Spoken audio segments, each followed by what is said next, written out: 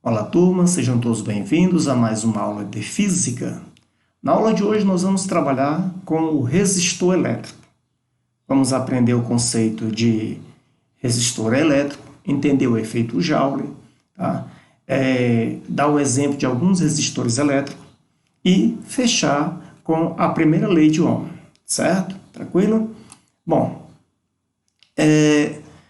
o efeito térmico, o efeito Joule, que é um assunto bom que a gente entenda antes de nós entrarmos no estudo propriamente dito de resistores, né, é o seguinte: nos aquecedores elétricos, em geral, chuveiro, ferro de passar, aquela chapinha que as mulheres usam para arrumar o cabelo, esses dispositivos, ocorre dentro deles uma transformação de energia elétrica em energia térmica, calor.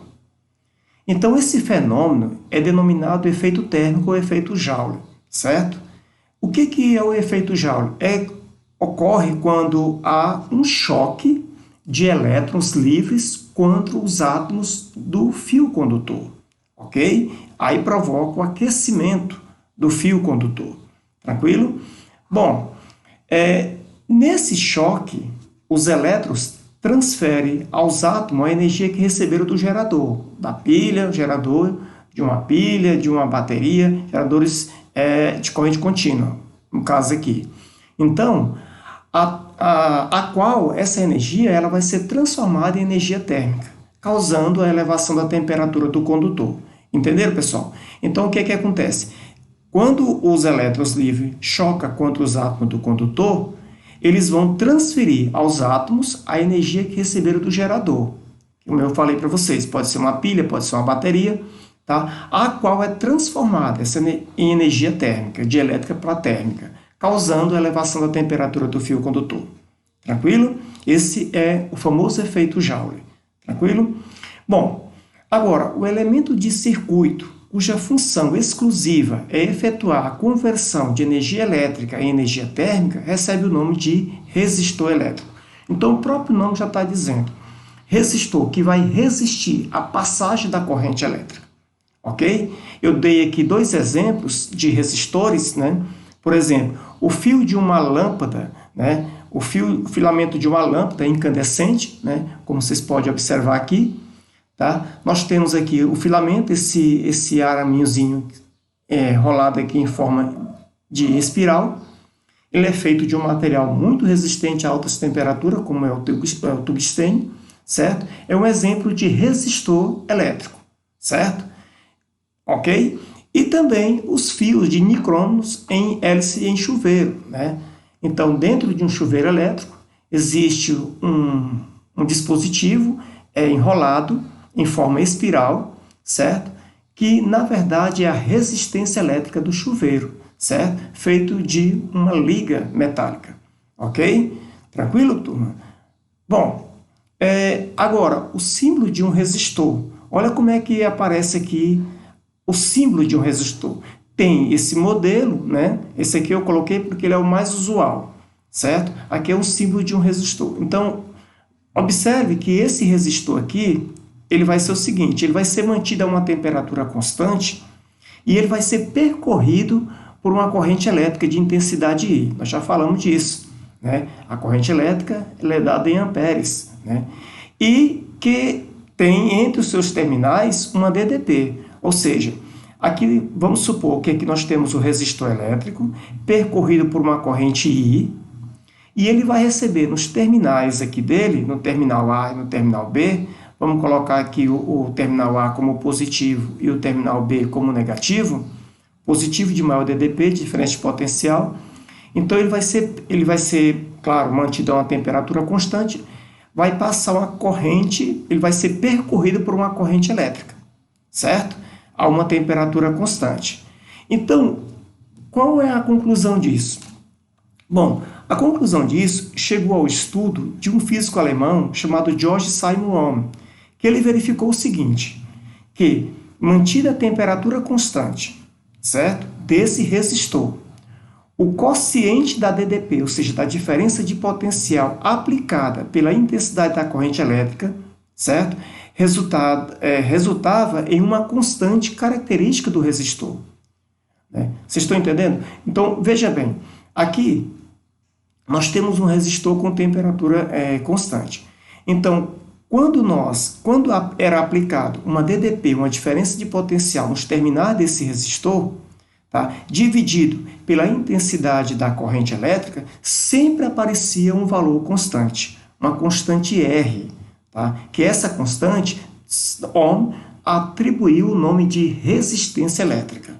Olha que interessante, certo? Então, um resistor mantido a uma temperatura constante, ao ser percorrido por uma corrente elétrica, devido a uma tensão entre seus terminais, né, a uma temperatura constante, o que ocorre é que essa divisão entre tensão elétrica e corrente elétrica vai ser sempre um valor constante, ok? Do qual ele chamou de resistência elétrica.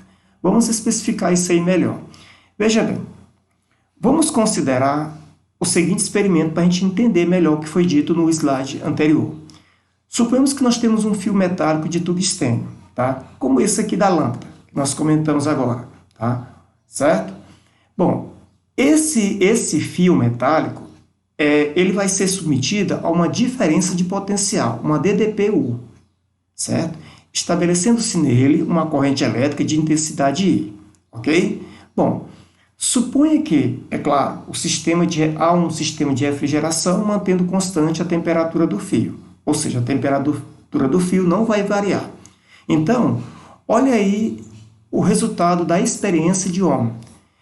Quando nós temos, por exemplo, uma pilha, né, de 1,5 volts, suponhando que seja passado por um fio condutor uma corrente de 0,1 amperes, Ohm notou o seguinte, que quando dobrava a tensão, certo? A corrente também dobrava. Vocês estão entendendo? Quando dobrava a tensão, a corrente dobrava. Então, 1,5 passava uma corrente de 0,1.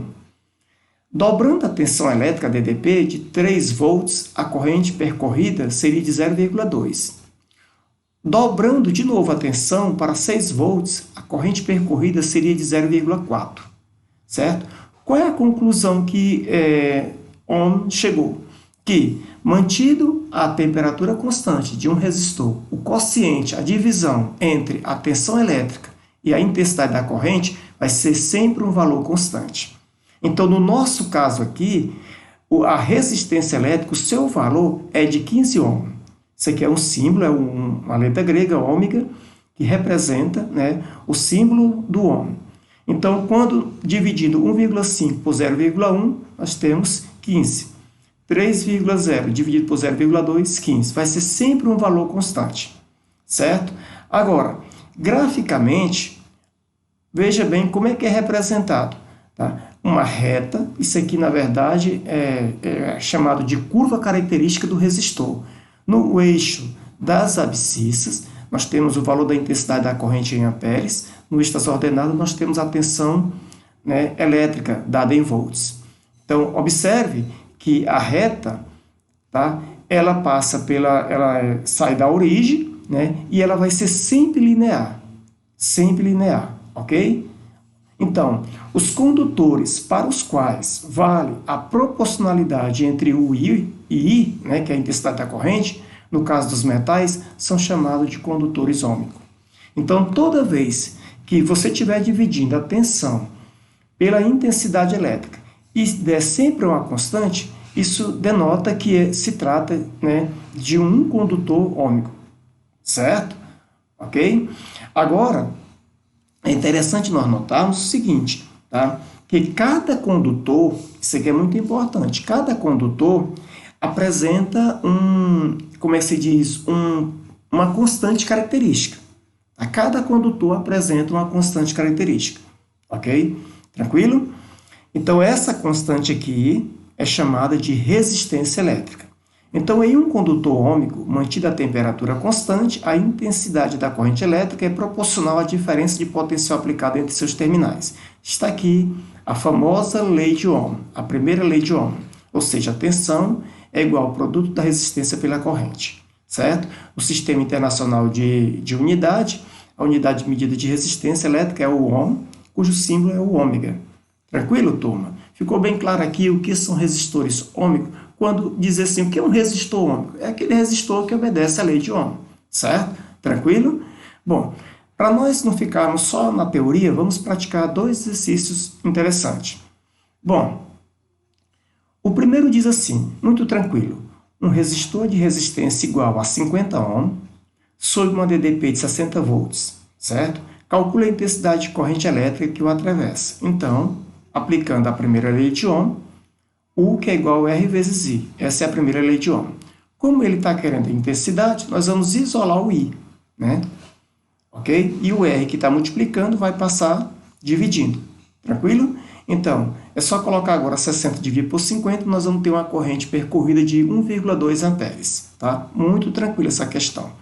Vamos para o segundo exemplo. O segundo exemplo diz o seguinte, aplica-se uma DTP nos terminais de um resistor e mede-se a intensidade de corrente elétrica que o atravessa. Repete-se a operação para cada DDP diferente e constrói-se o gráfico abaixo. Tá? Obtém a curva característica do resistor. Ele quer que vocês determinem o valor da resistência elétrica. Muito tranquilo isso aqui. Está aqui, ó, né? A curva característica, o gráfico da curva característica do resistor. Né? Então, para nós encontrarmos a resistência elétrica, de novo, aplicamos a primeira lei de Ohm. Está aqui, ó. Agora eu quero chamar a atenção de vocês aqui, que quando vocês fizerem a relação, a razão entre a tensão pela corrente, por exemplo, eu peguei aqui, ó, U dividido por I, né? Eu peguei 4 dividido por 0,2, eu encontrei 20. Mas como obedece à lei de Ohm, isso aqui é uma constante. 0 dividido por 0,4 vai dar 20. 12 dividido por 0,6 vai dar 20 ohm, ok? Porque esse resistor obedece à lei de Ohm.